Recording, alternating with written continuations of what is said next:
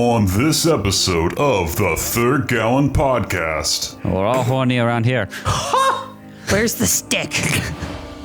Cahoon is up against a blobby monstrosity. And now that he's more in the sunlight, it is really just like a blob of like skin that's vaguely shaped person-like. You're not even sure if it has bones. It certainly doesn't have a face. The friend makers get into it. Well, we can't all be rubies now, can we? I didn't know Oh, you look were at me. I'm an elf. I'm shiny like a stone, but don't lick the stones. That'd be impolite. Truman will storm out of the house. And start unraveling the mysteries of the Vale. You found your old Playboy. Uh-oh, Cahoon, stay away. You don't need to see this. Why does it smell bad? That's a great question, Cahoon. Get ready for a spicy one. You don't have a ruby. I haven't met many half-elves. Do I have a ruby? Maybe a pebble? Now.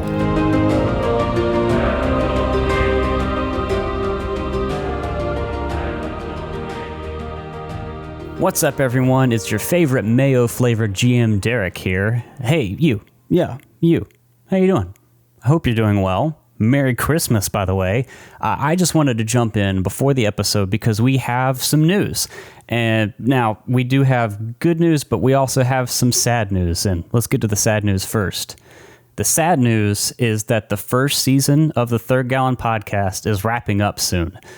And it's kind of funny because in this episode, we actually kind of talk about it, but when we recorded it, we didn't know when the end of season 1 would be, but now we do. Episode 25 will be the last episode for season 1, the season finale. And I know it's sad and it's bittersweet for us too, but the good news is we are already working on an amazing second season for you guys, and we can't wait to tell you more about it really soon. Now, if you're not aware already, the format for our show is trying new games each season by playing short to mid-length campaigns. And that means we're going to be playing a new game with new characters in Season 2. And I know that may not have been especially clear if you've been listening like from the beginning of the show. On that note, actually, I recorded a new intro for Episode 1 to try and better explain the format of the show about a couple months ago. But yeah, I mean, we loved playing Forbidden Lands, and it's going to be hard for us to put it down and move on to a new game. We would love to keep playing it forever, but that isn't the goal of the show. We want to use this show to grow and learn as tabletop players and to show off cool systems to you guys with more than just a one-shot. And, you know, maybe we'll be able to come back to the story of the Friend Makers one day. Who knows? Now, with that sad news out of the way, let's focus on the good news. The week after the season finale, we're going to release a post-season debrief episode, and it will be the first installment of our new meta show, Catching Up. Yeah, I know, the condiment puns run strong here. We'll get into our thoughts on the game after playing it and answer some questions and like leftover story threads. And that's where you guys come in. If you have any questions about the show or season 1 or anything, send them in. We're going to have a link to a Google form for you to submit all your questions. It'll be linked in the episode description and also posted on our social media.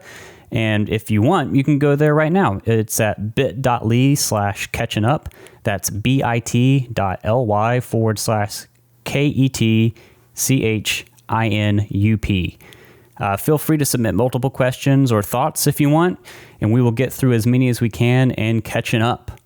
Just be sure to get your questions in before Saturday, December 18th. So, to recap real quick, submit any questions you have about Season 1 or whatever using our Google form at bit.ly/catchingup. That's bit.ly/KETCHINUP.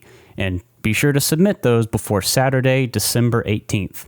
Now, Catching Up number 1 is going to come out at our usual time on Wednesday, December 22nd.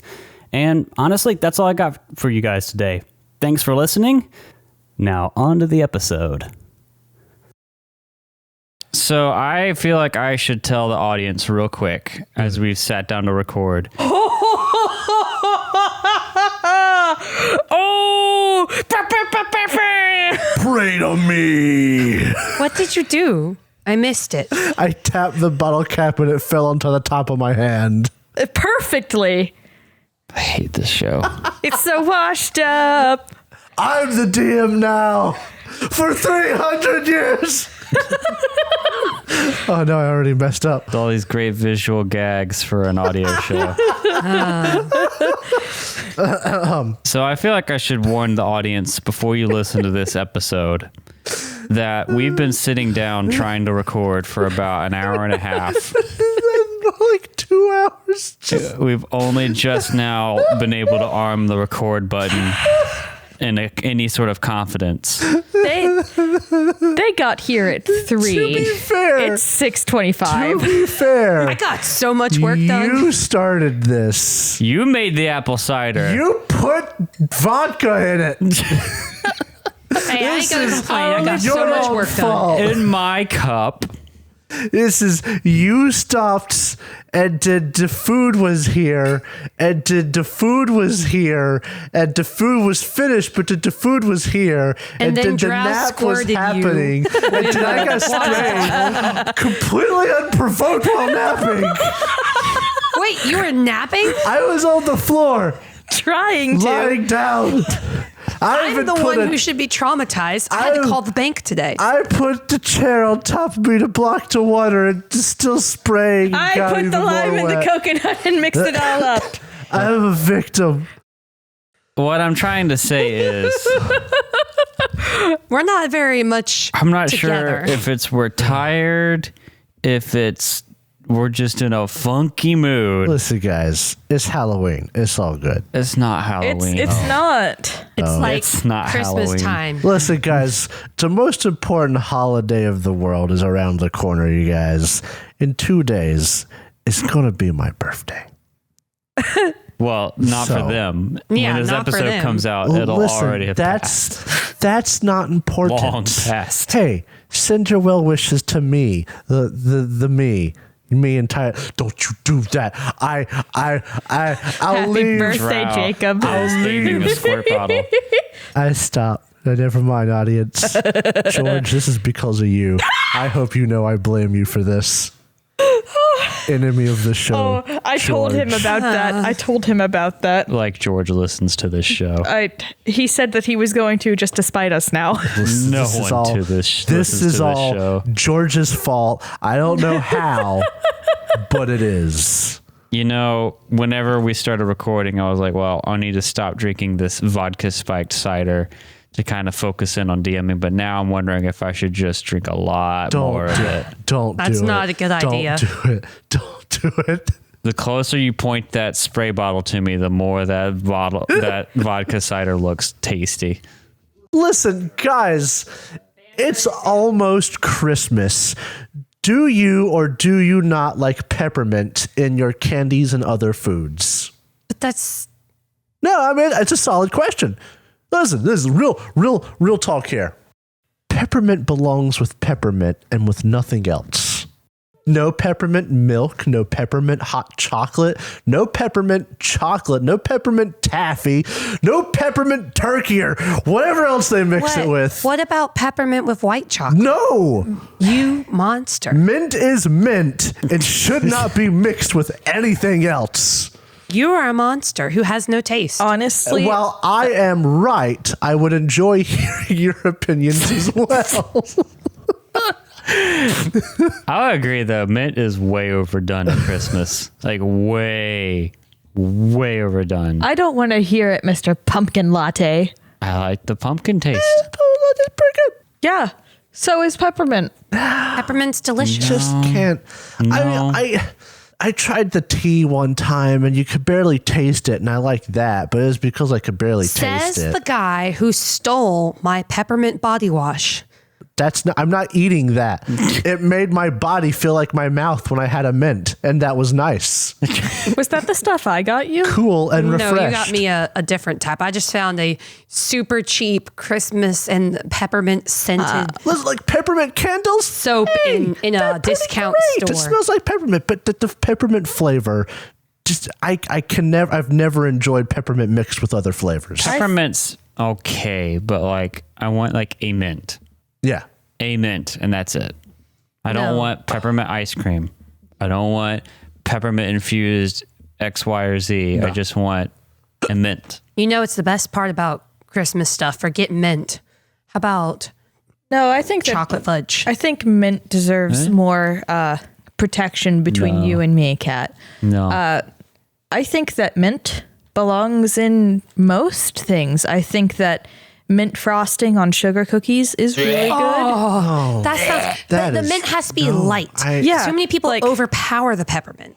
Like it needs to be light. Listen, know- Buttermints. Even if you were to tell me, if you were to tell me that most people overdo it, maybe I could give you that. But I can say that I've not had peppermint Have you mixed never with had other foods. a hot chocolate and like that. stirred with a candy cane, just enough that the candy cane starts to dissolve a little bit and has the slightest freshness of mint to it? So Never? No. So something that I did Yucko Nasto. whenever I was younger Jocko Nasto. is I would boil half the amount of what I needed to make hot chocolate. I would put a peppermint tea bag in it. And Face then Jacob made. I would mix that with milk to make my hot chocolate. Jacob is physically writhing. I mean, but peppermint is good. I like to take white chocolate, melt it down, crumble up peppermint, and stick it in the peppermint, the white chocolate with peppermint. You know the only thing worse than peppermint being overdone? Cranberry. Spearmint. I like spearmint. Any mint over. Listen, here's the thing. Are you guys just mint haters? No, listen. Are Drow and I If you- surrounded by no, mint no, haters? No, hold on. You stop. If you tell me something tastes good, I'll try it. You know what? If we got mint, Beep, beep, bop, it up, boop. Come on, Jacob. This is your life. Let's hey, go. audience, did you know sometimes life is a struggle? But hey, if you tell me something tastes good, you tell me how to make it, I'll make a cup of hot chocolate and I'll stir it with a candy cane. You know what? I'm usually an all milk kind of hot chocolate person, but if you tell me to bake half of the water, half of it milk, and put a tea bag in the water, Bake I'll water? try it. To make it. He was Baked going to say water. boil. Well, I stand by what I said. Bake that water. Bake the water. But you know, I've not had it. And I know maybe it's just a different flavor. Maybe I just don't like peppermint as much. But I've never had it and enjoyed it mixed with other stuff. I think what makes me the most angry though is chocolate. I just don't like mint and chocolate. I've had lots of types of types of that. There is at least there was an Andy's mint chocolate milkshake at Yep, there Arby's. sure was. It was so good. No. Oh, you know, like the mints they'll give you at restaurants where it's part chocolate and then Yeah. part mint, Like stuff. Olive Garden. Oh yeah, Yeah. I'll never forget I just want those mints. being traumatized. I never forget being traumatized as a child and seeing the green ice cream of the like mint chocolate chip. Being like, oh, that looks so good. And then having it and like retching because it's disgusting. Mint ice cream is so delicious. There is a peppermint swirl, like a candy cane Listen. swirl ice cream that you can get that is so good. I prefer just mint, not mint chocolate. But Listen. mint ice cream is good. Everyone's entitled to their opinions, even if they're wrong. No, here's the thing. I try to be a nice person when it comes to food stuff. Because you know what? My wife loves lots of people like Dr. Pepper. But as much as I've tried Dr. Pepper, I just can't enjoy poison. We've talked about this before, so we won't get too far into that. So it could just be maybe peppermint is that kind of thing for me. Who I had to convince to like vanilla Coke, and now he's in love with it. Yeah, but I tried that and it was good. I tried Dr. Pepper and it's poison. It's not poison. Dr. Pepper is a fickle thing, though. It's Speaking not. of mint, It's steady. because like if you have like so much as smelled a mint within an hour of consuming Dr. Pepper, Oh, no. it like loses. It actually No. becomes poison. Do at you that know point. what I want? And I just thought of this. I want a mint LaCroix. That would be so refreshing. It would be. You could mix it with like cucumber slices. You can just make it yourself. Open the LaCroix there and set the mint 5 foot away. You'll have a mint LaCroix. Okay? Nice. You are so mean. Or maybe just dip You're it in there pooping on once and everything I throw it like. off the balcony. Mint, LaCroix. You get all the flavor in there you're going to get otherwise. He's not wrong though. Okay. It's an acquired taste. I love LaCroix, okay? I'm I sorry really that do. you guys don't have any class. They have no taste buds, You Drow. know what having a required taste, it was a required taste. It's an acquired taste. Jeez, I'm so bad tonight. Dreaming's going to be hot tonight. But you know, all it means to acquire taste is just drink it until you trick yourself into thinking it's good. Shut your face, because that's how I learned mean- to like coffee. I love LaCroix, but flavor is not something it has in spades. Mira! I'll get the door. He was on top of the counter, sticking his head in the sink. Mirak! If you're going to back in town. if you're going to spray something indiscriminately, you may as well spray him. Man, I sprayed Katniss one time because she was hiding underneath the cabinets, and she wasn't supposed to be underneath there. And rather than running out, she just huddled took it. into the corner harder. So I sprayed her again, and she huddled deeper. And I She sprayed was her again, and I traumatized. realized I had to pull her out and then she just was kick her soaked. out. And when you pulled it out, you got your hands wet, you monster. I remember that. I remember you talking about that on Discord at one point in time. You're like, my hand was soaked. Yeah, poor cat. Like the cat Your wasn't cat. soaked. Your cat's stupid. Okay, I know we've changed topics drastically. Oh, no, tell about but the cat we and the had pillow. I saw an that. internet person visit us a few days or The technician, the internet technician. yesterday to fix the internet, and the cat always hides when a stranger comes into the house. So what she did is she ran underneath the bed, and rather than hiding behind a curtain, underneath a box, underneath a blanket, or anything like that, she stuck her head Underneath a pillow. under a pillow, and was just sitting on her body, just sitting on the ground. If I can't see them, Head they under can't the pillow. see me. If I can't see them, they can't see me. Ostrich mentality. Ostrich, that's right. Your cat's so stupid. We So- have stupid cats, but your cat's She's definitely stupid, there, It's too. but she's a special kind of sweetheart. stupid. So she tries to hide from people, but she ends up in a very, very bad way whenever somebody accidentally shuts themselves in a room with her, which is, at least in your old place, usually the bathroom. And oh my God, the light switch was on the outside. Outside of the bathroom. bathroom. So if you didn't remember to grab the light before you went pee, you were peeing in the dark. Yep. I was there. We were playing, I think this was back whenever we were playing Hawthorne. Oh, yeah. Oh, absolutely. If you were at our house, it was Hawthorne, Yeah. And I think. I forgot to hit the light. I was just like, this is fine. There's enough ambient light from underneath the doorway. I turned on my phone light, and all of a sudden I heard. And I look over, and there's these big reflecting eyes. And I like to take myself out of my body and put myself back at the kitchen table where you guys were, with the faint scream. That was pretty good. I thought, Was that the same trip that she ended up sneaking up behind you and touching you? No, that was another time. I think that might have been the first time you were at our house. Katniss Yeah, it almost killed was. Drow. That was really funny. I'll Yeah. never forget that. Katniss was trying to express some affection by reaching up and grabbing my ass, and I was not expecting it. So I turned around and I went, And none of us saw the cat there, so all we know is Drow Drow just... screamed at nothing.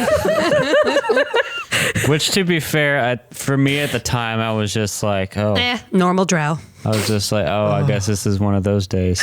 "Shut up!" Oh, it's just one of those days. You're a dick. You know how long it's been since those times were here?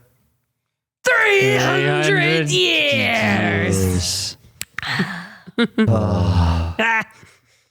Boy, before I read the thing, before the moment, I feel like I've mentioned this to the crew.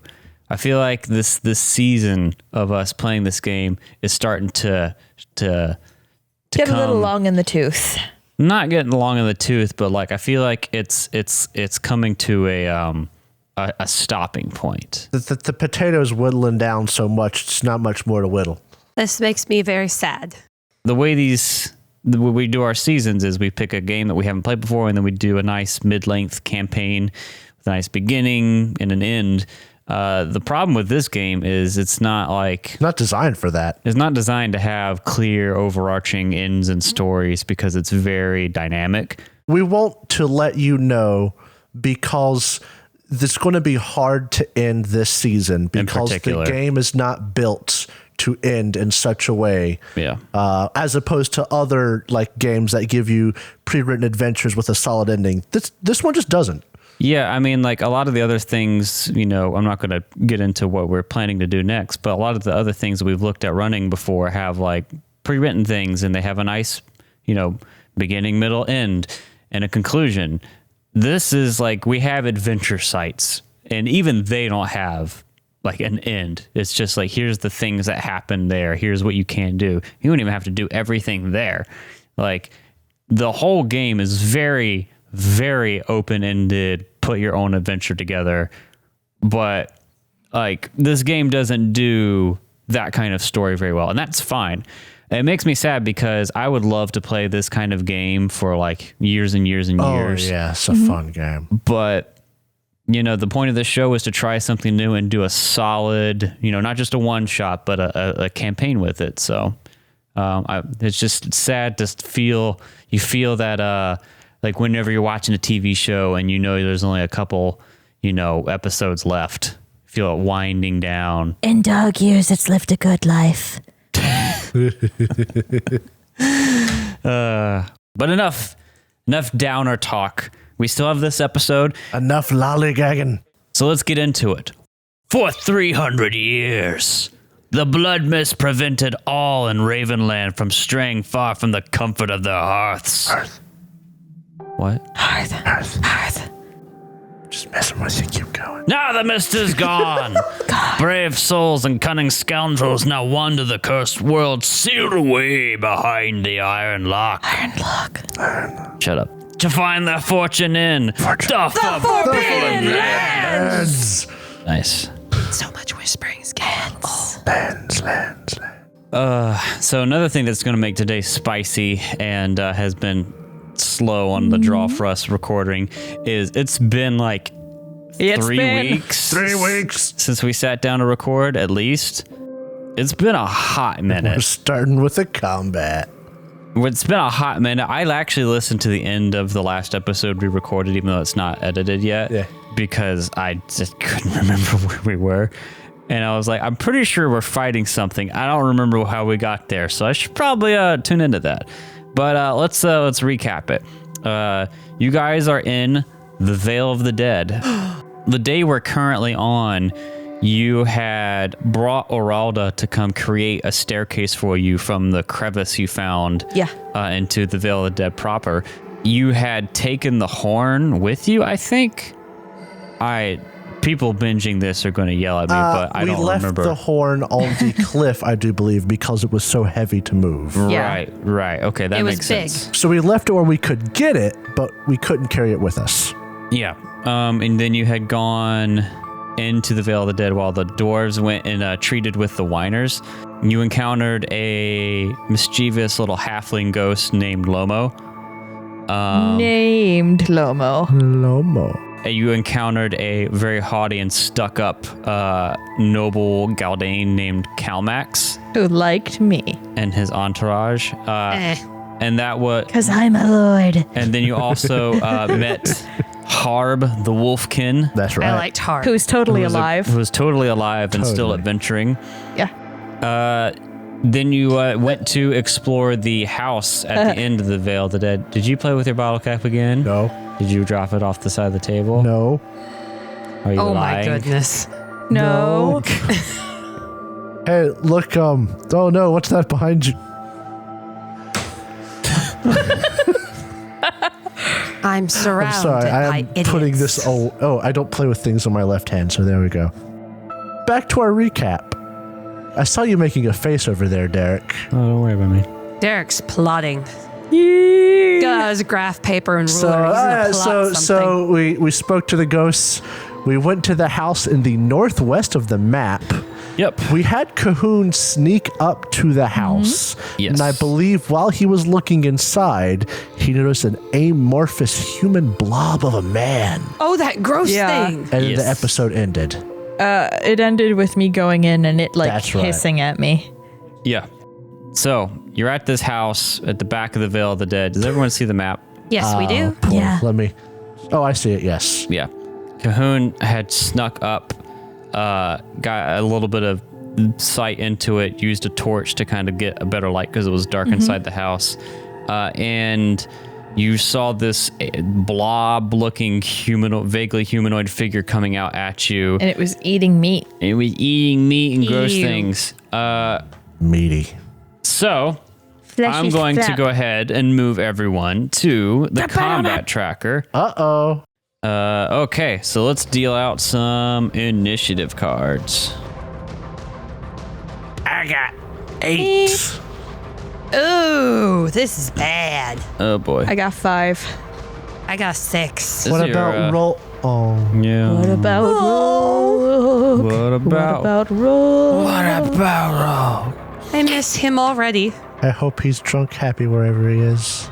He's He's at home, and he's fine. Harama the Glutton. Okay. What? Where's the... The tile an arm's length. Oh, I'm sorry. I can't actually see it because... So I'm going to have Cahoon be at arm's length with this figure. And I think everyone else would be at short. Most I think likely. That's fair.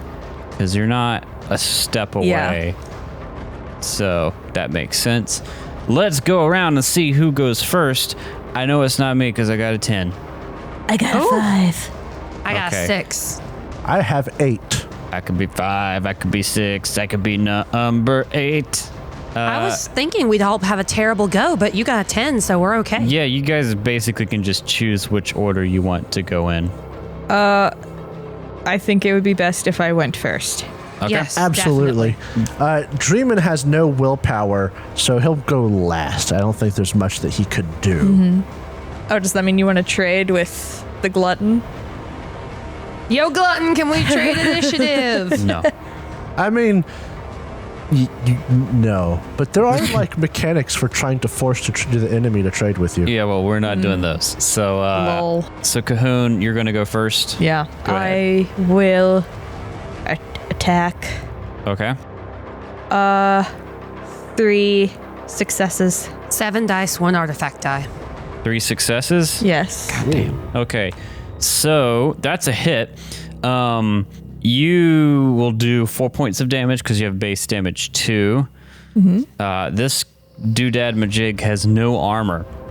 So as you bring your sword down, you just like split him open and like some of his like organs and like food falls out of him, but he's still moving. Like this guy is massive.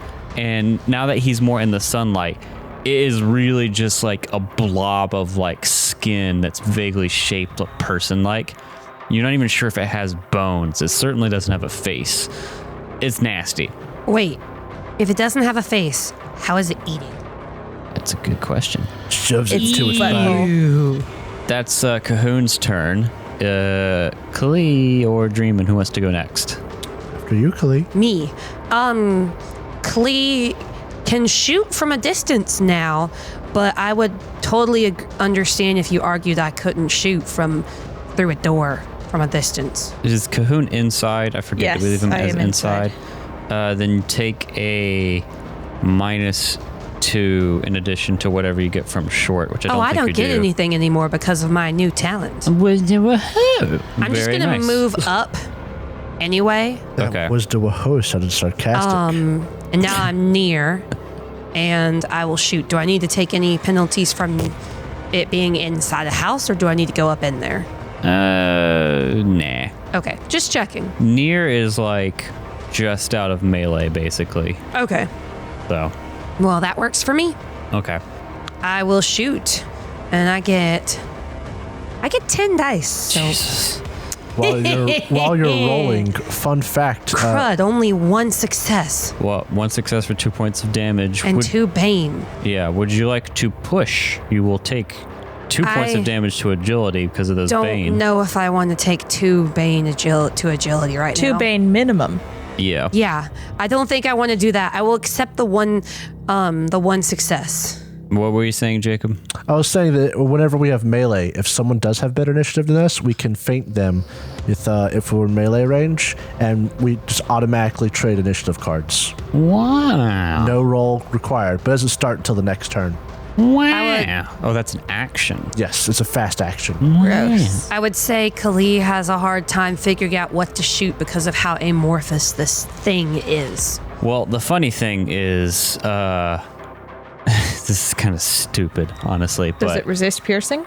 No. The funny thing is, I'm going to rule this flavor-wise as you unload a short volley of arrows, and it just kind of, you pin it to like a post in the house, and it starts like sloughing out of the skin, and you've killed it. What? Yeah. That was simple. It only had 6 strength. How much damage did Cahoon do? Did not have any natural armor to block with? This thing had no armor, so. No armor, 6 health, basically. Basically, yeah. Man, we're just killers. Was this a monster? No. Huh. Just a really blobby guy. Cahoon gets attacked by Blob Man. It dies real easy.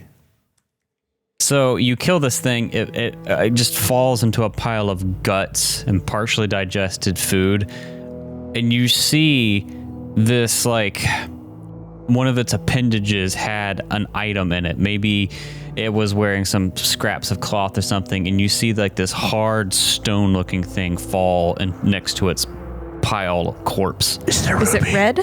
Dreamin', how does your magic-y doodad stuff work? I have to get close to it. Here, I can find out exactly for you. Okay. Can I pick it up?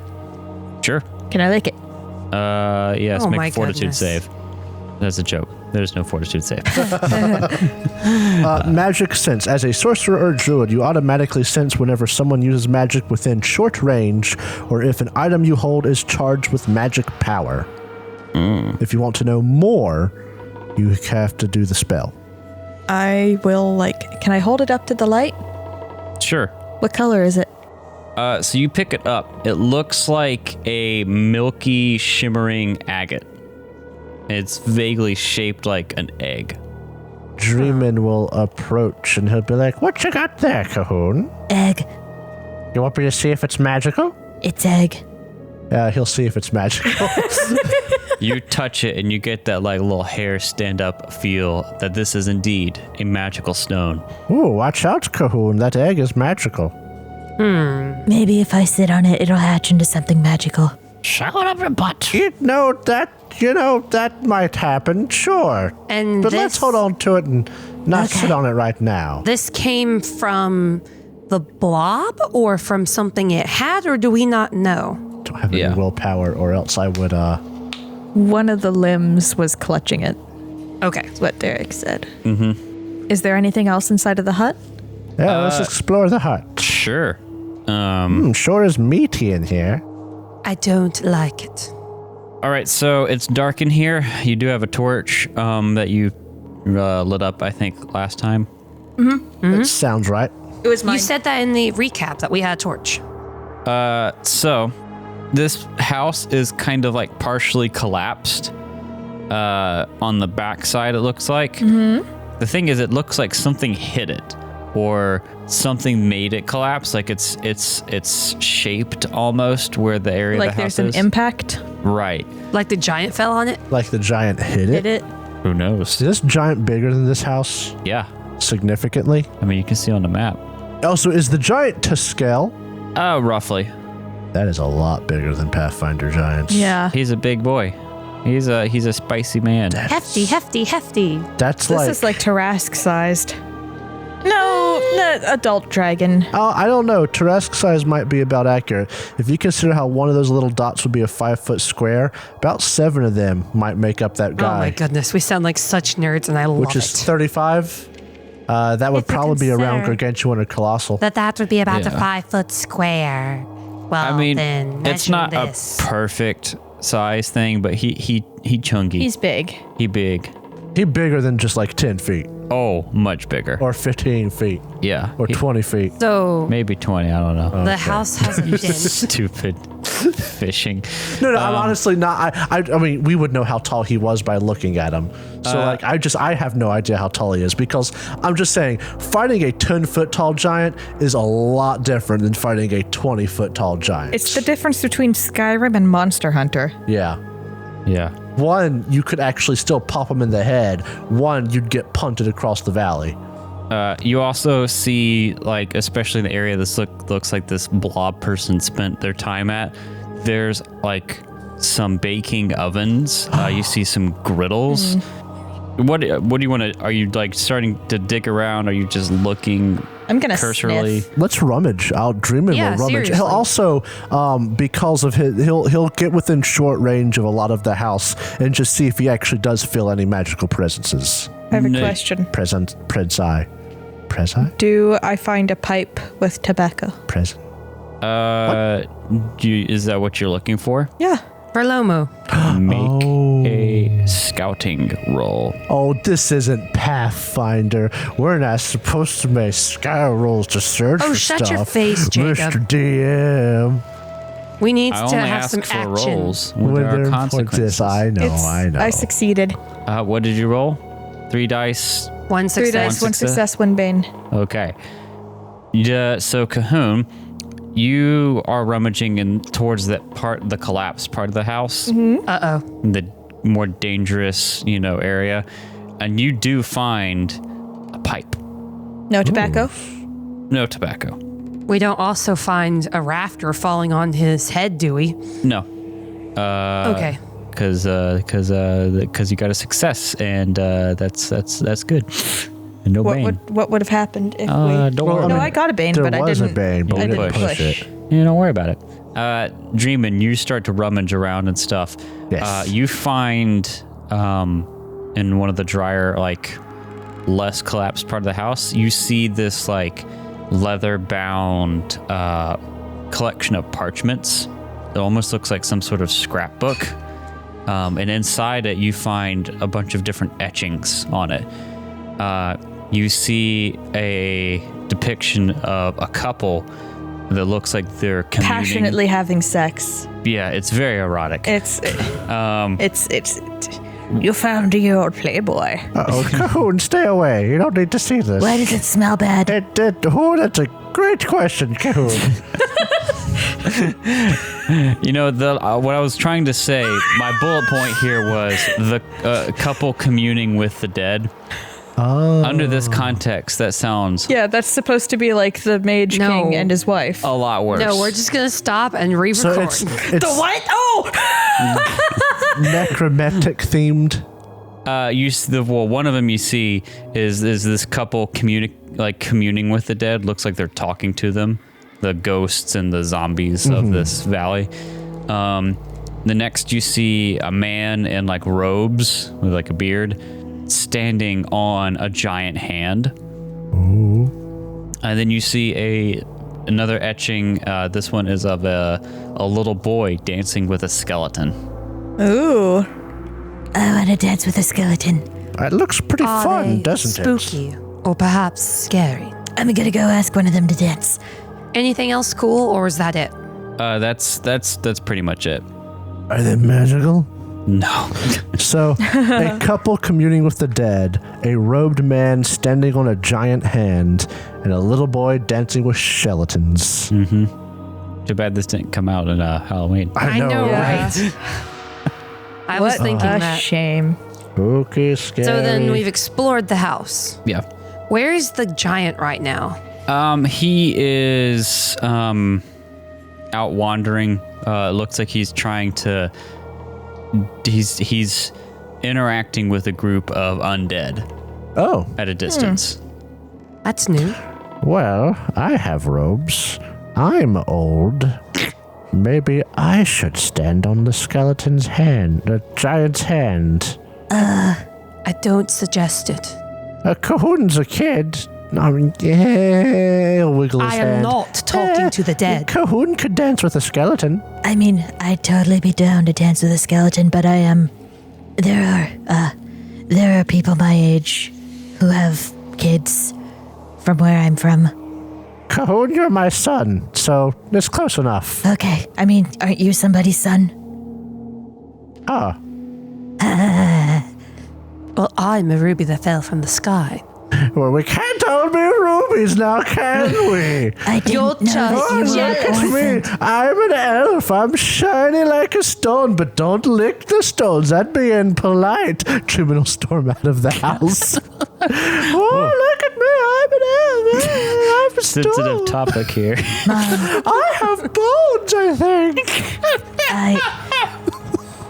I don't sound like that. I didn't know that you were an orphan. That you were born an orphan. I didn't know you had bones. Oh, look at me. I don't have It's parents. I fell from the complicated. sky.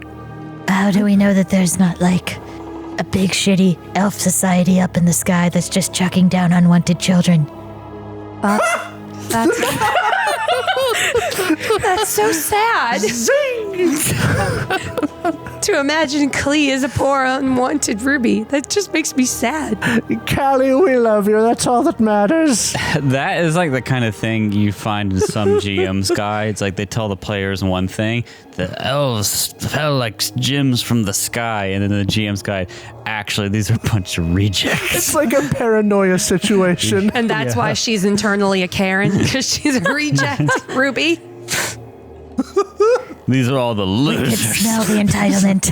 We Look at all tasted them- it because we licked the ruby. Look at all them They dumb like the elves rubies just to chuck them determine off the which ones cliff. get chucked off there, and that's why Klee is so upset to be licked.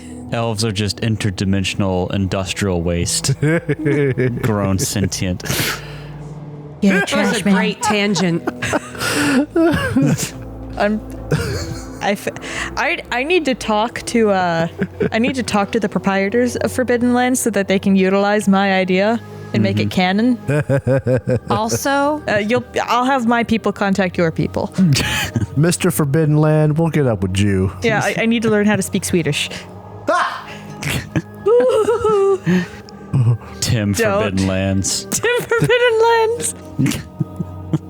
I fell from the sky. I fell from the sky. Oh, look at me. I think that I have bones. I have bones, maybe. I don't know why I put up with you. I don't know why either. It's because It's I'm me. charming. Yes, Cahoon holds our family together. It's all on you, Cahoon. I know. I feel the crushing weight of it all coming down on my shoulders every second. Good. That's life. You'll learn from it. What? Let's go.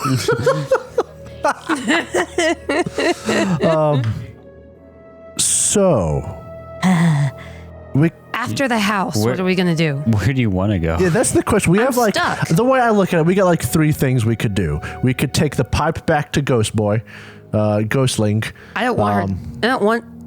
I'll do do not that. want that to We happen. could talk to Giant, or we could check out the big old cave that's on the north part of the map. I would very much so like to take back the pipe to Lomo. That sounds dangerous to me. I mean, it's the closest thing, and we got a pipe. So, I mean, we make such a habit of returning things that belong to people to them. Pipe to halfling, horn to giant. Jacob. I just think this poor guy lost his horn. Oh, we could take words hard. Let's try that again.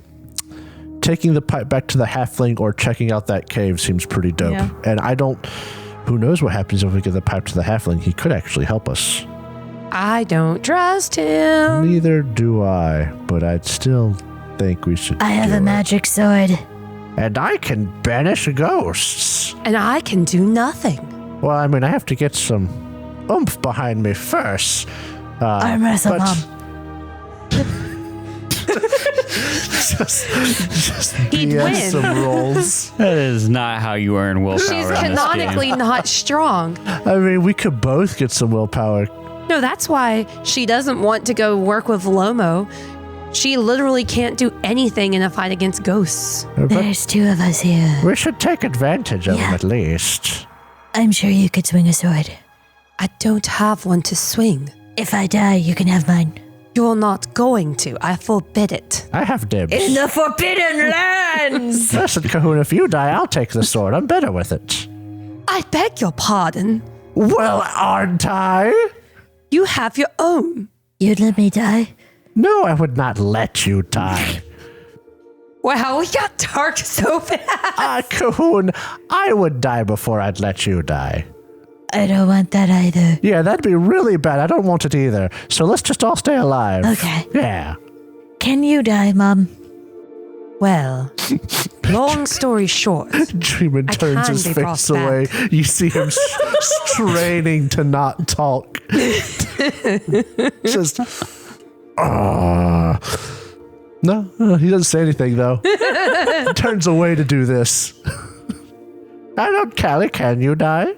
Have you? Have you died? Too late, temptation broke.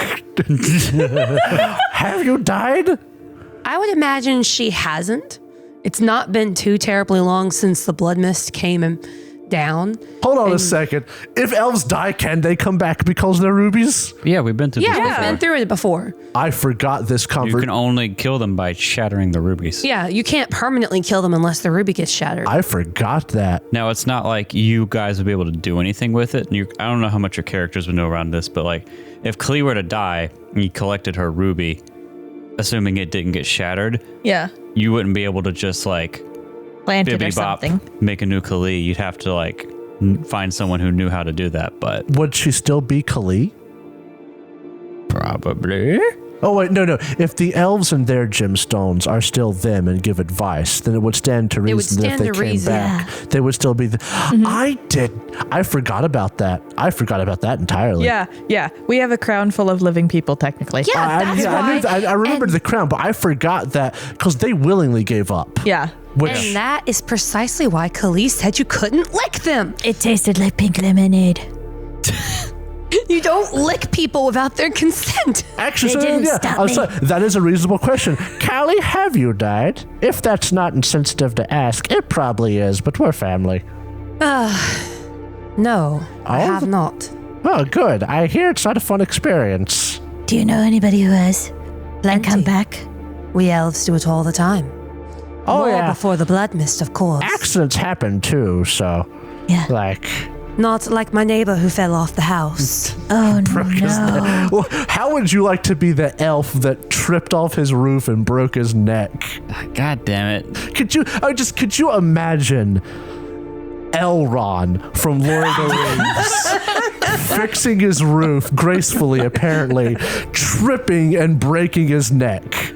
Just like the image is hard to conjure. The thing is, I can only imagine him falling if he lands on something like soft, where just the hair falls It's around like him. the deleted scene with Sauron tripping off the roof and falling onto the... Like, no, but I really do. Like, seriously, imagine that Khalees' life wasn't terribly exciting for the time that she was stuck in the blood mist. So, no, she probably hasn't died before. Which is probably a part of why she's so afraid of, like, gore and all that. She's, like, she has not experienced... She's afraid of getting hurt. Like, Pain, But not she's fun. more afraid of other people getting hurt. But, like, Fair because enough. you guys aren't elves. She couldn't bring you guys back. I'm an elf. I mean, I'm part elf. Scratching under my chin. You don't You have see, a ruby. I haven't met many half elves. Do I have a ruby? Maybe a pebble? Kidney You stone? have a pebble for a brain. I mean, I wouldn't deny that. Was I someone's kidney stone? No, I'm pretty sure that half elf is stored in the balls. Ah, fair enough. Yes, that makes sense. This is weird. Let's go talk to a ghost halfling. Elf semen, just kidney stones? Oh my goodness, no. Bad. Psychic damage. I've taken psychic damage. It's glitter. Drow and Derek get a d6 for Stupid. D6 for horny damage. When the great elf god in the sky spread his kidney stones across the land. No. This is how the elves came to be. No. I refuse. The sky rumbles. You hear a voice go, "Oh, Stop. I need to go take a hot bath and drink a beer." Stop ruining my head cannon. Stop. Where did you guys want to go? This is like You're ruining my head cannon. the worst version somehow of the Egyptian god that masturbated into the Nile and created all life. Whoa. Yeah. Yeah, no. Next season on the Third Gallon podcast, whatever Therapy that for is. cat. I say we do the nice thing and give a ghost his pipe. I still don't trust the ghost. I don't trust him either. I'll go first. So I'll be right behind you. All right, so Keep your sword you handy. go back to where you first found Lomo, and you don't immediately see him, I'll knock but on you the do grave. see the giant walking up. Uh-oh. He is like See us? trying to corral these ghosts, and then he like looks over and he sees you nearby, and he points at you. Freeze. Hello. Oh, don't mind us. Oh, no. Oh yeah, what are you guys doing here? I got a pipe. You need to know Oh my god. Yeah. that in order to do this voice, Derek put on the Need sunglasses. to get a picture of Derek right now that we can put on the thing. Just so. Oh my god. Looking at it from this angle on your phone. Oh yeah. Oh yeah. Got it. I got it. For What? better or for worse, I got it. What brings living ones to the Vale of the Dead here?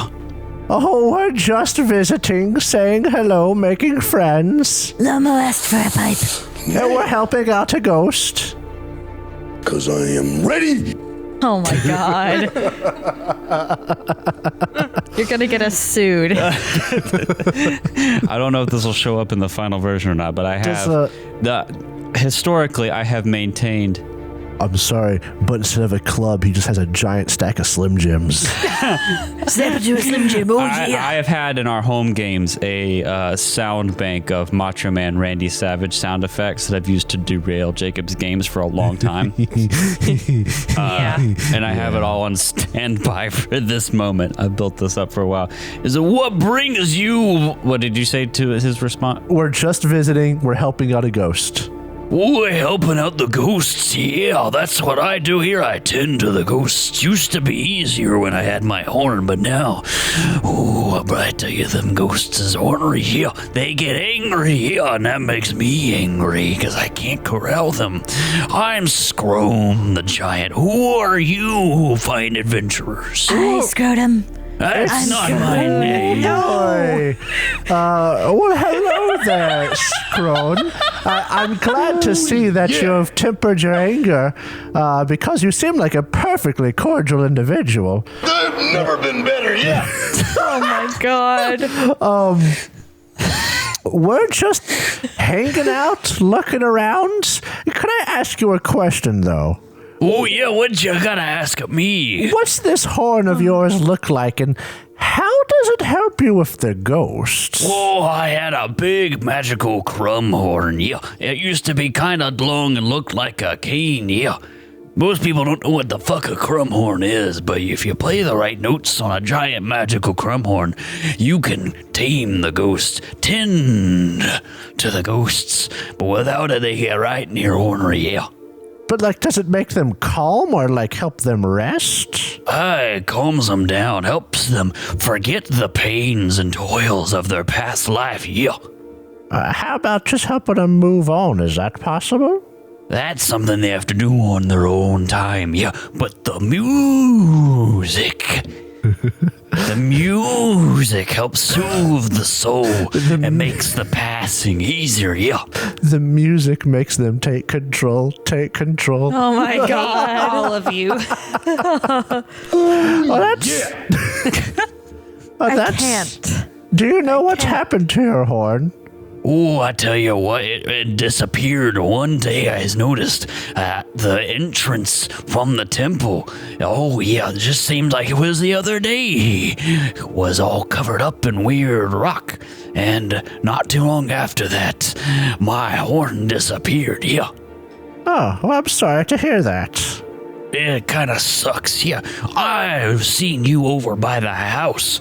Were you over there with that sly weirdo sorcerer dude? That was a woman. We met like some kind of fleshy blob. That Zygopher fella, yeah. Sly asshole fellow Zygopher, yeah. Wait, hold on. Wait, That was Zygopher? The big fleshy blob man. Oh, no, that was old Harama. Oh, did you kill him? Is he passed on now, too? I'm so sorry. Oh, he was never the same after Zygopher left. It hasn't been that long, I don't think. Time out. Did we meet somebody strange before we went to the house? No, he's talking about at the house. The only person you've met at the house is the Harama. Okay, that's what I thought. Harambe. I can't say that we met Zygopher, no. Well, it's strange. It feels like he was in here just the other day, maybe like a week ago. I don't know. Oh, I'm not too good with time. Yeah, I can tell. Well, okay, what was his name? I haven't got to write it down yet. Scrone the Giant. Oh, Mr. Scrone, do you mind if we walk around here? Let's try that again. Do you mind if we walk around here as long as we don't cause any trouble? Oh, I don't mind too much here, but don't irritate the ghosts or I'm gonna have a problem with you. You haven't seen my horn, have you? I have a pipe. Yeah, we have a pipe. Oh, a pipe, that might help Lomo. That strange, mischievous fellow. He's been looking for a pipe, yeah. He kind of seemed like he wanted to threaten me. That would be good for his spirit. Would it? Because he seemed vaguely threatening and malicious. Oh, yeah, ghosts, they can be malicious, yeah. They can get more angry and ornery as they remember the wrongs and the pain around their deaths, yeah. Is it all right to trust them? No. I didn't think so. Okay. She looks Anyway, at do you her know where Lomo companions. is? Oh, I think he's over there. Gestures towards some tombstones. I'm going to say very loudly, Lomo! Oh, I don't. You might have to go approach them. Sometimes they don't hear so well. That's a nice you got there. Thank you. I'm going. I'm walking. These are my footstep sounds. Wow, Mr. Sarcasm, yeah. I just imagine we're all talking to this like huge giant. Like, were we having to yell up to this guy? I imagine he crouches down to make it a little easier. I like your spandex onesie. Scrum, could you do me a favor? Oh, maybe. What do you need? Can I stand on your hand? Why would you want to do that? We found these, and he shows a picture from the papers. And he's that like, must be what Martea, Zygopher's wife, was working on. Yeah. oh, really? You should give it to her. I think she will be missing it now that she's not here. Oh, do you know where she might be? Oh, I have no idea. They just kind of disappeared not too long ago. Oh, okay. Well, I was kind of trying to recreate these images to see if something would happen. So can I, just stand on your hand and be an old man with robes on your hand? It's a weird request, I know. You can say no. It's fine. I mean, oh, yeah. I feel like I've baffled this giant. The giant is confused. Is this supposed to be Zygopher? Yeah. Yeah, I think that's him. Yeah, he used to be here, but he's a sly asshole dude who started using the bodies of the undead for his own nefarious purposes. Oh, not cool. Not cool at all. Very disrespectful. It seems so. Yeah. Yeah. You already wandered off. We'll catch up with you later, Scrum. Did you want to be picked up? Yeah. All right, here, buddy. Get on my hand, yeah. I'll stand on his hand. He lifts you up. Whoa! And it's really cool. You can see really high, and yeah. Let the cream rise to the top, oh yeah. Tree man, be careful. What? Be careful. It's like standing on top of a building. I can can see our house from here. No, I can't. I'm lying. Well, thank you, Scrum. I really appreciate this. No problem. This has been a highlight of my life. You seem like a decent And a fellow high there. point. Well, so do you, Scrum. I'll take care of your spirit well when you die. Well, I hope you do, and I hope it takes a while for that to happen. Oh, I'm sure it will. Oh, you have a good day. And he puts you back down. Yeah. Let's go find Oh, them. gotta get back on my way now. Oh, have a good day. Was it Halb? Was that his name? The Wolfkin? Harb. Harb. So you find Lomo, Yeah.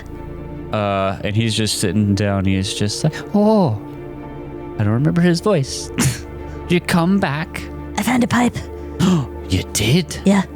And you give this pipe to him, and he kind of stares at it, and his whole like demeanor changes. Maybe the way his ghostly image manifests gets brighter or more opaque. It looks like he's less focused on whatever was upsetting him before, as he thinks about this, and he takes the pipe, but he takes like an immaterial form of it and starts smoking as the real one sits on the ground. And Cahoon is just grinning. Big white fangs, frothy spit, tongue hanging out a little bit. He's very happy to have done this for him. Well, thank you, Cahoon. And he blows like rings of ghost smoke. I've never been able to do that. That's so impressive. Klee is pleasantly surprised that this didn't cause disaster. She sighs in relief. I'm glad to make your day a little bit brighter. I'm good at killing, but I hope that I'm good at other things too. All right, so what do you guys want to do? It's still Team huddle. early on in the morning. All right, so we've got some options here. We've got cave. I just realized we could have asked that giant about the night fellow and the other people we met, whoever they are. See if he met them yet. Scum. Not yet. I already did it. Also, we should give Scrum back his horn. Scrone. Scrome. Scrome. Scrome. Oh, it's an M. I'm so sorry. Scone the giant. Scrotum. I think we should give him back his horn. I do agree. I think that we should warn the Whimpers first. I think we should warn the dwarves first. The Whimpers took his horn. They'll try to whiners. stop us. They, Oh, the whiners, yeah. Yeah. they don't like it. Yeah, they stole his horn. They'll keep us from giving it to him. But he needs it to help with their ghosts. I actually, at first, I didn't care about the whiners. And if it was going to help us, I would have given his horn. But he actually seems like a decent fellow. And it's going to help him with their ghosts. Their ghosts need to calm down and pass on and all that jazz. I actually think we really should give it to him. Seems like a really important person. Yeah. Seems like a decent guy. Are you going to do this right now? That's the question. Should we explore the tunnel before we give him back the thing, the horn, just in case something doesn't go well? I don't know, because the other thought is, at some point we could have trouble with the ghosts, but if he has his horn, the ghost would calm down. Yeah, no, that might be a good idea. Should we warn the dwarves first? I think at least warn the dwarves, but I also think that we should help the Whimpers relocate. then how about this? Callie, Yes, you warned the dwarves. I can do that. Cahoon, Yeah. you informed the whiners. The wussies. Yes, and I am going to take the horn and wait outside, because the dwarfs might try to stop you, and the whiners might try to stop you, but if we're already outside and they come at us, I can run the horn to Scrum. Can you lift it? Can I lift it? Probably. Probably. All right. You can bench how much again? 100 pounds. A lot. I have 4 strength, which is above average. Okay. So, to recap, Callie, get the dwarves out of there. Cahoon, offer the whiners a place to go, and now Where just should hold I? the horn. Where should I? Hell if I know. Maybe we should see if they can set up something underneath the castle. If they take the root cellar or something like that, we could offer that and try to be neighborly, and that way they wouldn't steal the horn again. Yeah, Sure.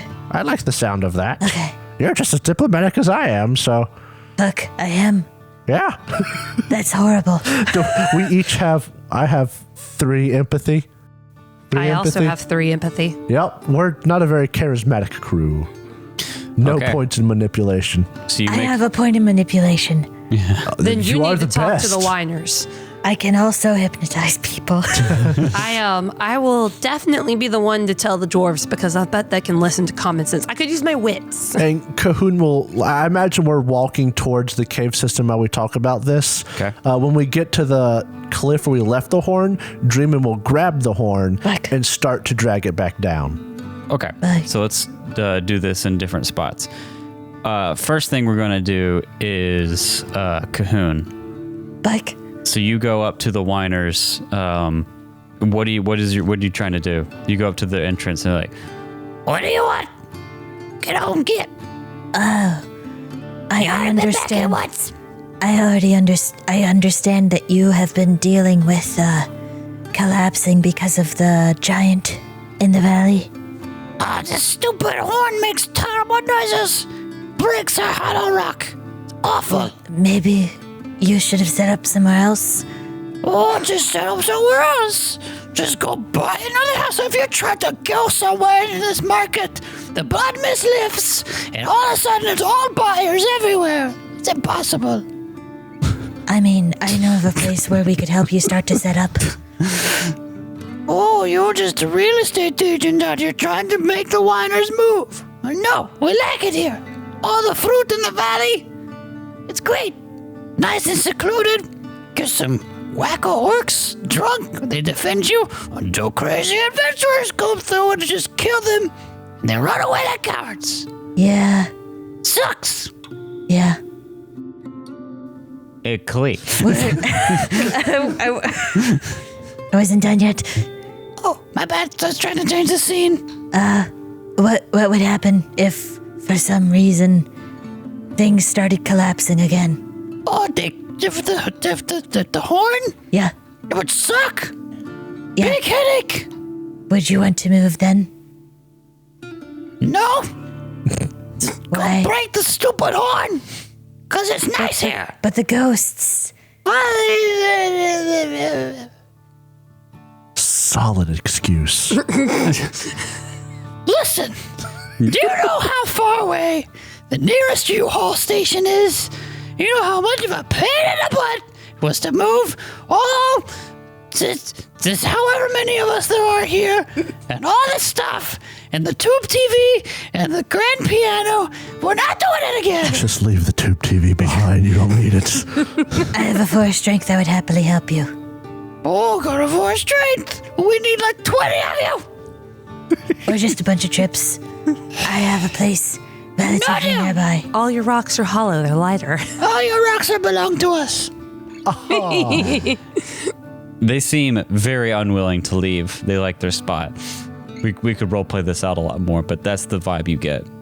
And there's not much you could do to convince them to leave outside of like threatening all of them, which would be problematic. I really think that you should leave.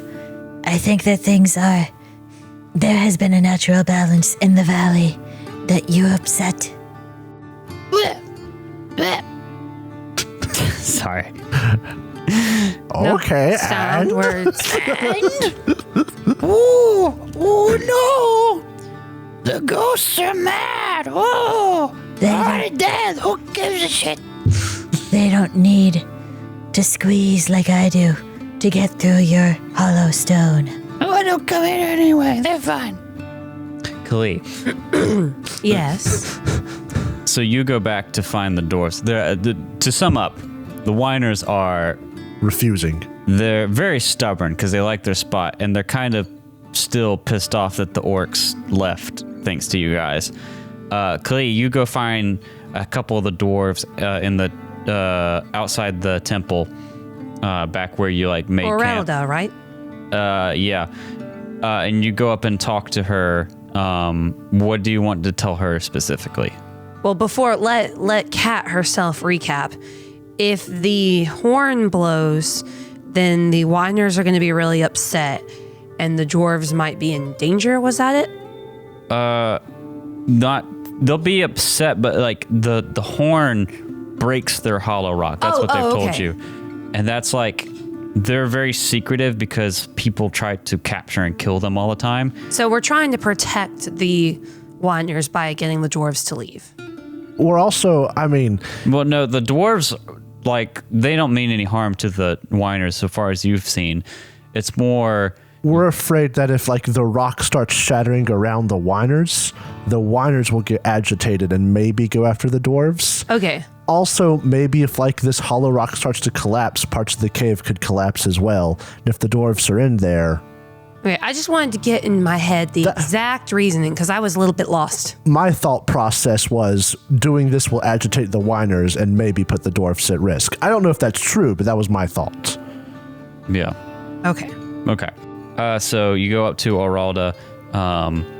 They're having, like, brunch. With second breakfast. And they don't have any more moonshine because we took the horn, they right? Fixed it. Or at least they fixed it. Can fix it. So are they hopelessly drunk? No, they're not drunk. The still's probably not back to full operation, but they got a plan. They've been working on it. Because if they were drunk, they'd be easier to convince to go. Yeah. So, like, they're sitting down with, like, oatmeal at the fire, having some 11sies. And I don't know if it will help you. We're not necessarily trying to convince the dwarves to leave. We just don't want them to be in the cave when the horn is blown. So how much are you going to tell them? Khalil would just be direct. Okay. Yeah. She would just say, Orelda, Yeah? I have a favor to ask. Oh, what's the favor? There's about to be a potential disturbance, and my friends and I believe that you and your companions would be safer if you weren't in the caves during said disturbance. Does this have to do with the horn? Because your friend spoke to me this morning whenever we made the staircase for you that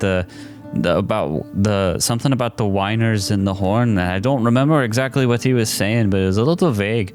There's something going on. Well, you see, it does have to do with the horn. Oh. And, well, and she kind of lowers her voice because they're in the caves and they're around the whiners. They don't like it. Oh, don't they like it, if you don't mind me asking? Well, no, not at all. Because I do believe that you respect them enough that you would be upset to hear this horn, it does destroy their hollow rock, which you've come so far to see. But what do you need with the horn? I don't remember what did you want to do with it? Well, you see, it's not for us. There's a giant down there, and he wants it back. So he plays the horn for some reason, and then that breaks these critters' structure, so they took the horn from him, eh? Yes, and you see, it's a giant. And we've kind of already told him that we're going to give it back. Oh, I see. Do you mind if I looked at it? Maybe I could figure out what notes it was that made the horn shatter the rock. Because we've been studying the rock with him, and we might be able to maybe make a compromise. As she says that, we go back to Dreamin'. What are you doing with the horn? Dreamin' has drug it to the bottom where it would be easier to move or run with, honestly. And he has his sword out, and he's on guard because he knows the Night Fellows are out there. Mm-hmm. And he knows that if the whiners find out, they might come after the horn. He doesn't know what the dwarfs will do when they find out about it. You gave me the hard test. Dreamin' is on guard. Okay. So, you see a wayward ghost kind of going your way, and you recognize him. It's Harb the Wolfkin. Look. He goes, oh! Oh, also, he's shoved something in the horn to block it. Okay. So if somebody were to just come along and blow on it, no noise would come out. Okay. It says, what have you got there, bud? I don't remember his voice either. I've got a broadsword. That looks amazing. Yeah. You ready to go on an adventure? Not right now, no. I really want to go on an adventure with you. Where do you want to go? Let's go. Ooh, is that magical loot you got? It's not a loot, it's a horn. I'm not dead. Let's go to that house. That looks like an adventurous spot. Now listen here, Harb. Yeah. You have a great idea. Yes. But, this is an important but, we've buts. got to wait for Cahoon and Caleb to come back. Yes. We must guard this place. That's right. We must guard this place with our very lives. You are a wolfkin, are you not? Yeah. You are a warrior. Yeah. You slaughter your foes. Kill them. Yeah. Anyone who tries to come here that's not my friend, we get rid of. Yeah. Yeah. Yeah. And you see Golden Retriever King. the giants walking up to corral this wayward What about the ghost. giant? Why don't you go distract the giant? Do what he tells you to do. Wink, wink, and keep him distracted. He goes off. It goes up to the giant. But guess who shows up for no reason at all? And you just hear them both yelling in the distance. Cahoon, come back to you. Like, You're getting nowhere with these whiners. What you doing? listen, the giant is getting the horn back. What? Why? Who? Because the souls. He needs to corral the souls. Ooh, the souls of all the people who want to eat our skin and be mean and chase us out of the land. Who gives a fuck? I do. Well, don't. We don't. Go give him back the horn. We'll take it back. And this time we'll smash it with a hammer. It's brilliant, brilliant, brilliant. Brilliant, brilliant, brilliant. There has got to be some sort of agreement that you can reach. You just need to talk to the guy. I don't want to talk to him. What? I don't want to talk to him. Remember, you're talking to like guards at the front. Yeah, I not the- know. Okay. I don't mean you specifically, Hubert. I mean you collectively. Somebody as your figurehead needs to have a discussion. Like the figurehead. That's what neighbors do. We had a discussion. It was, take away your horn because it sucks. He didn't want to give it up. It was whenever he played songs, right? Yeah. Was there a particular part of the song? There's a couple notes that was just like, oh my God, shut up. Did you ask him just not to play those notes? No, I'm not a composer. He might be. What does he look like, Bach? Yeah. Buck. Okay. Let's cut back to Kali. So Oralda thinks that she can alter this horn. What do you want to do? Blee does that thing that people do when they think, and they're just kind of like rubbing the side of their forehead. Is that where the ruby is? No, I'm imagining her ruby's like on the back of her neck. That's my guess. Okay. And that they're probably a little sensitive to the touch. But anyway, she's kind of like, so you believe that we could change said horn and it might not cause problems anymore? Oh yeah, I think maybe if we, because I think the way you've described, or way it's been described so far, from what I'm gathering, is just a handful of notes that horn can reach will shatter the hollow rock. And I can see, after studying it with the whiners for a little bit, how that could be the case. So maybe if we blocked off those notes or made them less loud, it wouldn't do that. I have a proposition. Oh, You come with me and we work on that. okay. Can you, though, for the sake of safety, get your companions to leave the cave in case if this plan fails? Well, I'll just go with you myself. I think I can handle it. No, she's saying, you come, Orelda, come with us. Okay. But let's clear out the caves of the others just in case this fails and something goes wrong. Oh yeah, I got it. And she turns to her Kat troop. had to clarify. I gotcha. She turns to her troop. Jennifer? Yeah. Make lunch early. And Jennifer goes out, grabs the skillet, hits the spoon on it, and all the dwarves just like... So, Their own magic horn. quick Yeah. question. Yeah. Can I take a pit stop like on the way to see Cahoon? Yeah, sure. Cahoon, I don't know why anybody would want to eat these bitches. They're bitter and salty. Kahoof, What? I might have a solution. Yeah? Orelda here says she believes that she can get rid of the notes on the horn that are causing the issue. I kind of arrived at the same idea, except just fucking asking him not to play them. Would you like to try that? Sure. Let's go tell Dreamin'. I want to kick one of these things. I'm not going to. But they're mean. I feel like Kat would like a break from this. So you walk back to Dreamin' with Oralda. Quick thing. Yeah. Is this horn magical? Yes. It might not be the note at all that makes a difference for the ghosts. I thought it was worth a try. Yeah. Okay. I could, but like, the resonance of a certain note might just be enough type thing. I don't know. Yeah. So Oralda comes back. Oh, hello there, Oralda. Hello, I hear you have a horn problem. Ah, a big old horn. Smacks the horn. You can fit so much notes in this bad boy. We're all horny around here. Where's the stick? Oh, beautiful. And she says, I think from what I can gather, the horn plays a certain few notes is what shatters the little one's hollow rock. So maybe if we can block off or reduce the volume of those notes, it won't bother them and we can have them coexist. Dreamin' will sit there and he'll think about it and he'll be like, would this change to the horn be permanent or could it be adjusted? Well, I mean, I assume anyone who could put it in could probably take it out, but if it works, then why would it need to be adjusted? Well, that's what I'm trying to think. This horn right here is hella magic. So I'm thinking the ability to calm the ghost has to do with the magic and not the sound. But I could be wrong.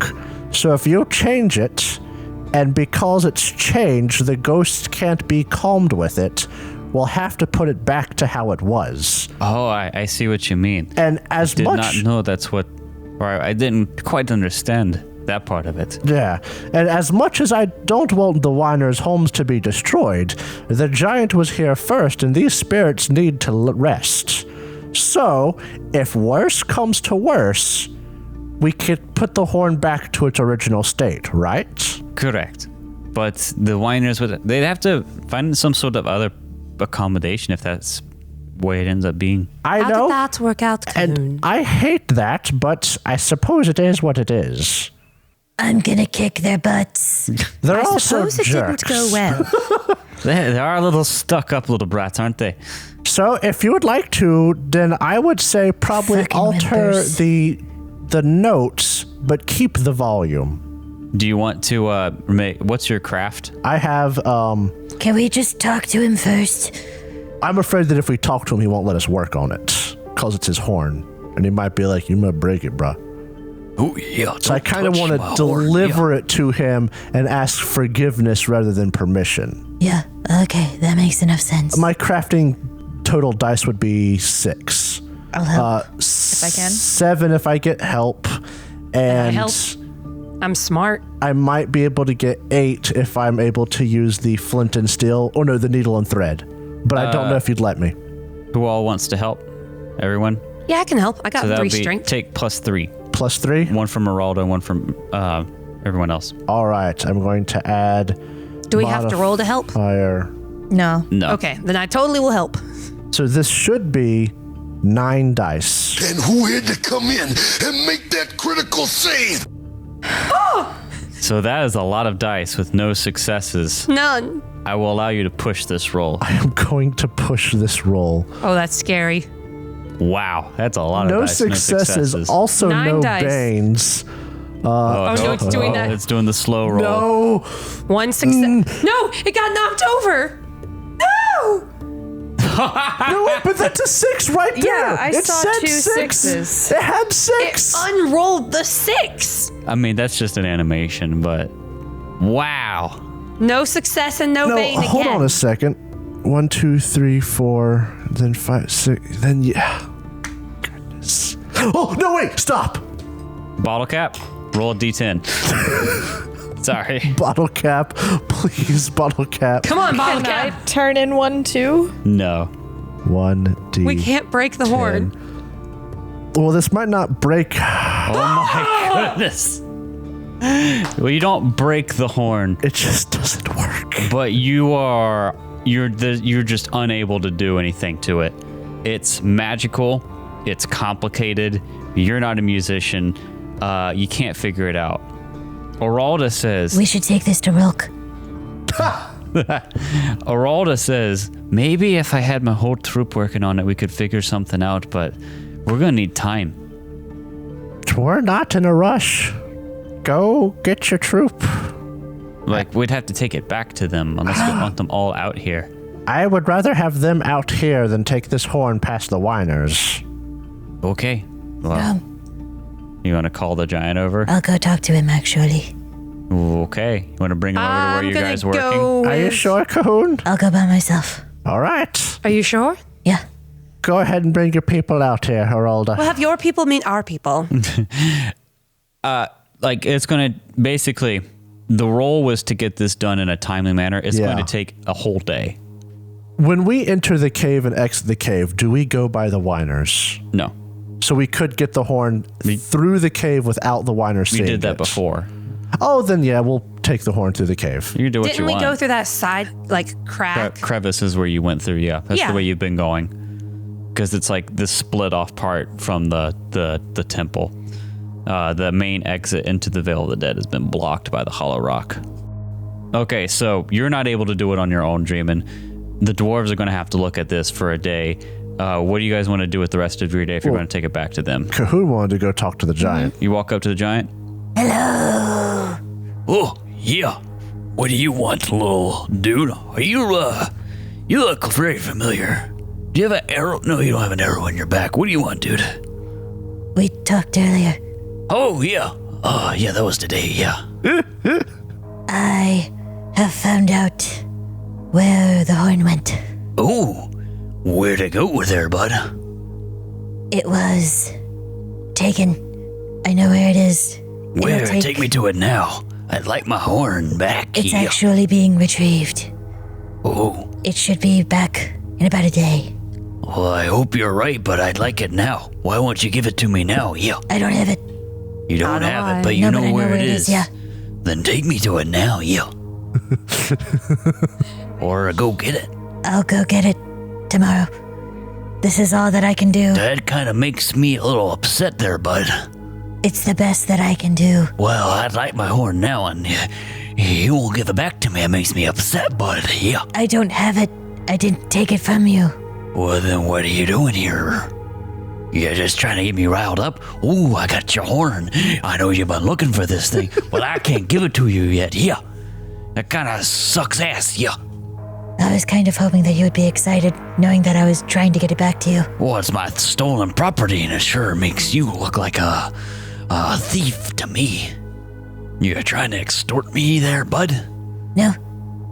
I'm not trying to get anything from you. I just wanted to let you know. He stares at you distrustingly. You can see behind him is an unruly mob of ghosts that keep separating and Can I try to help wailing. Oh, I don't know if there's much you can do here. They're an unruly bunch today. They've got something going on with them. Like someone else has been in the valley, irritating their resting places. Yeah. The night. The night. you? Was it a dude? Oh, I don't know. I can't see everything that goes on in this valley, but there may be someone lurking about, disturbing these ghosts. Yeah. Wasn't he looking for treasure? Pisses me off. Makes my job mighty difficult. Would it be easier if I helped, like, clean up gravestones? I guess, but it's got a bit of a task in front of you, yeah. I'd be happy to help. So what do you want to do? While they are working on the horn, getting it back, Cahoon is going to help him ease the ghosts. Okay. Are we to assume that Calmax, in his search for treasure, It's probably disturbing is graves. disturbing graves? Maybe. I mean, but what do you? There's nothing you can really do to ease the ghosts unless you're going to go talk to all of them on your own by yourself and try to assuage them. But some of them may not even be able to be assuaged. Like, what do you want to do? If I see any like upturned graves or anything, I would write them. I mean, there's a lot of graves here. I mean, we have all day. Okay. Do you want to be in a valley full of ghosts by yourself all day? Yeah. All right. You go. And at night. Cahoon's not a little piss pants. Spooky, scary ghosts.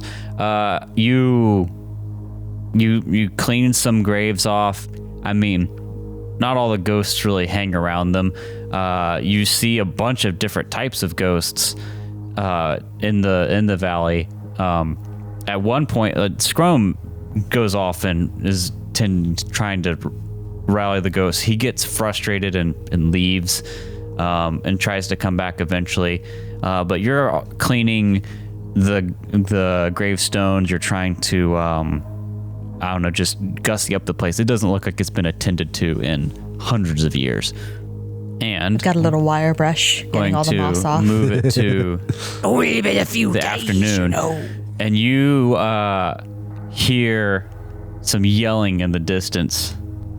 Uh-oh. Put that thing down! Oh my god. And you look over your shoulder and you see Scrum yelling and something under him, and then you see him swing like his hammer. This is like way in the distance, hundreds of yards away, and just and the ground thuds. Then you see him trying to move the ghosts back. He was in front of some, like, the side of the mountain wall that has like the tombs and everything on it. I was totally waiting for it to cut off, and then we'll see you next time. See you next week. Going to start cleaning graves in that direction. Just passing by ghosts. Hi, my name is Cahoon. Okay, so you do that. It starts to get dark. Cahoon's grave cleaning service. How may I help you? Yeah. The rest of you go back to camp. And like I said, the role was more to save time. Because, I mean, you guys, I know we haven't really gotten to it much, but I've been tracking how many days it's been Since the you've castle left your home. Yeah. Because that has implications. It sure does. So, if you guys wanted to leave me here, we would never leave our son. Because that wouldn't go wrong. The dwarves are really handy. Like I've said, they've been already working on the still.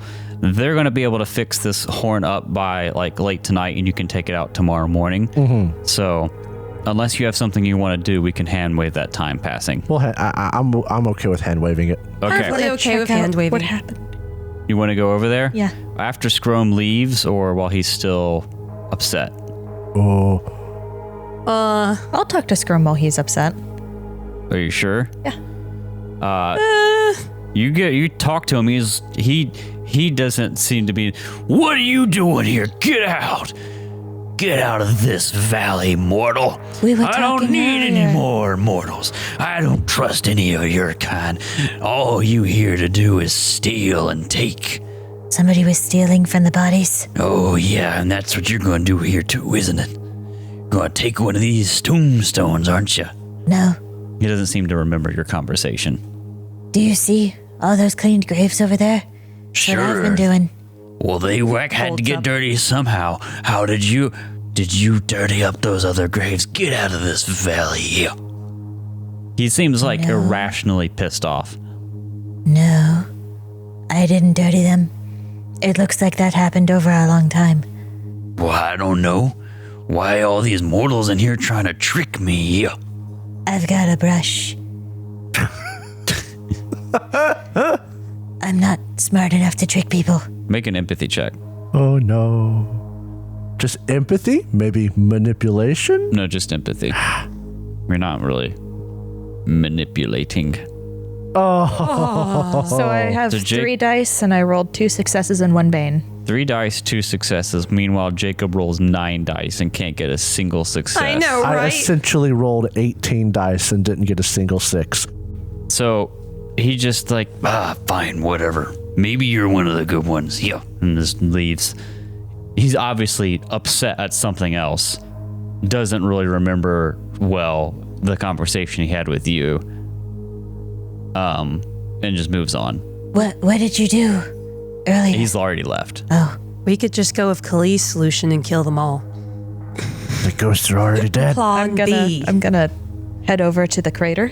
You go over to the crater, and you just see upturned earth, maybe a little bit of like ripped fabric and blood, but it is now a grave.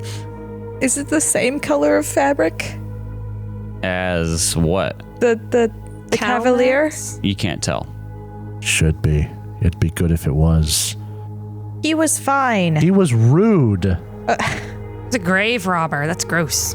I mean, we're grave robbers too. We're just polite about it. Well, if I see that there's exposed bone and stuff, I'm gonna start shifting the dirt over it and then patting it down. Okay, well, there's not. It's pretty. I mean, it looks like Scrome intentionally covered this and buried them. Okay. But you try to clean up more tombstones. A lot of these are just stones and the writing's completely weathered away. But at the end of the day, assume you're going to head on back? I'm gonna talk to Harb? Harb, yeah. what do you want to say to Harb? Gonna see if he's gonna talk about stories. Like what he's done in the past. Harb has one note, and it is adventure. Let's go on an adventure here. I don't think that's hard. I know. Yeah, let's go on an adventure. Do you want to hear about my adventures? No, I want to go find treasure. Actually, I found this over a few mountain ridges, and I'm going to hand him, 4 copper. Okay. It just passes through his hand. I want to go find some fantastical adventure site. Maybe leave this valley and find buried treasure, ancient tombs. Because that's what living people do. And he's totally a living person. Why would you think otherwise? Is there anything else you want to do in this valley before you go back to bed? You're not going to get anywhere with Harb. If that's what you're trying to do. We can role play till the cows come home, but you're not going to get anywhere with them. I'll just leave. Okay. I'll be back. If I find anything interesting that I need help with exploring, I'll let you know. Can I come with you? Can he come with me? No. No. Just sure. I'll come get you in the morning. Or rather, if you were able to lure this ghost out of the Vale of the Dead, Scrome would be very upset. Yeah. Okay. So you come back out. It's the evening quarter day. You settle down. The dwarves have finished up working on the horn at this point. You're going to rest. Go ahead and roll resource die for the next day. Right. Kali, you'll have to roll arrows. Yes, I know. Cahoon, you'll have to roll torches. Oh no, my food. I got food. I'm on my last die of food. Wow. I lost. What is it? 1 or 2 or both? Both. So I lost water. I think. Your water's fine. Your water will go down automatically if you lost it. Yeah. My food. All right. Oh, okay. I'm good. Yeah. I good. Yeah, I think the only one who went down was Dreaming on food. So, you go out, the 3 of you, with the horn in the morning. Oh. What do you do? We go to the valley. Okay. We call for Scrum. Okay, is that... Scrum! We look for the giant. So it's been changed, right? Yeah. And Cahoon is aware of this. Yes. I might just go talk to the whiners. Instead of being with them? Yeah. It might be a good idea for you to not go see the giant. Scrum! Hello? You see him running around Wave him down from the big cave He'll, at the end. heft the horn over its head. Scrum! And he's running towards you. He's got a sweatband on his head and gray sweatpants Oh man, on. can you imagine this giant running? The ground must Just be getting shaking in my underneath you. morning calisthenics here. I think you like what we have. That's my horn. It's your horn. I've never been so horny in all my life. That's disgusting. He gets it. Cahoon, you said you're not there? Yeah. Okay. So he starts playing this song. Oh no. I hope we made the right decision. I really do too. You hear this like deep, soft song that just kind of echoes. And Cahoon, in the distance, you hear it too. It comes through the hollow rock very clearly. It doesn't break, and the whiners are nervous about it, but it doesn't break their hollow rock. And you recognize that it sounds just like the song that Ghelfi sang. The fox, right? Yeah. But there's no words, it's just the music. Scrum looks at you two, and he says, Thank you so much.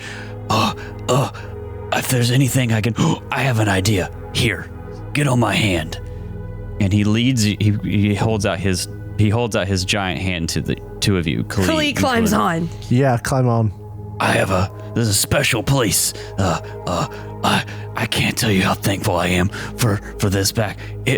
I'm going to take you to it, and you can have what's inside.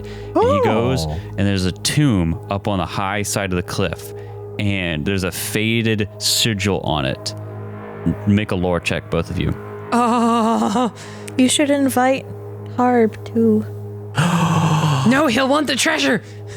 He can't take carry it. things. Scroll, that's a good idea. You know Harb, right? Oh, yeah, the Venture Wolfkin Yeah, dude. the Wolfkin. Do you think he could hitch a ride with us to find the treasure? It might help him calm down even more, maybe even pass on. I don't think he's fine. Don't worry about him. I trust your experience. Okay. I appreciate your concern, but he keeps thinking he's alive, and I don't want to give him any more confirmation that may be the case. He needs to relax and move on. I see. I understand. So that's successes for both Kali and Dreamin on the lore checks. You recognize this faded sigil as one that you saw in Weatherstone. It's getting connected. And the stone door is so heavy that you wouldn't be able to open it on your own. But he, with a push of his finger, is able to open this tomb entryway. And you go in and you see these fancy sarcophaguses with the faces of kings carved on them. And at the center of the hallway at the end, the sunlight shines on a scepter and it hits on a gleaming ruby in the middle of it. And that's where we'll pick up next time. I can't wait to tell Cahoon. I'm gonna lick it. I'll never let you do it. I already licked the crown.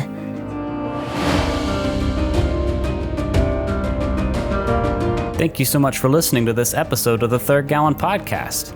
If you enjoyed it, please consider subscribing, rating, and reviewing us. If you want to see more from us, check out our website, thirdgallon.com, or follow us on Twitter. We are at Third Gallon, that's THIRD Gallon. You can also tweet at us using the hashtag Third Gallon, and we are on Instagram, TikTok, and Facebook with the same handle, at Third Gallon.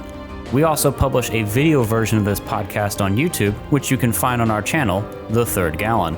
Our ambience for this episode was composed by Michael Ghelfi, and you can find more of his work at youtube.com/Michael Ghelfi Music, and you can support his awesome work at patreon.com/Michael Ghelfi. Our theme music for this season was composed by Alexander Nakarada. You can find more of his work at serpentsoundstudios.com and support him at patreon.com/A Nakarada. That's patreon.com/ANAKARADA. Thanks again for listening, and we'll see you next time.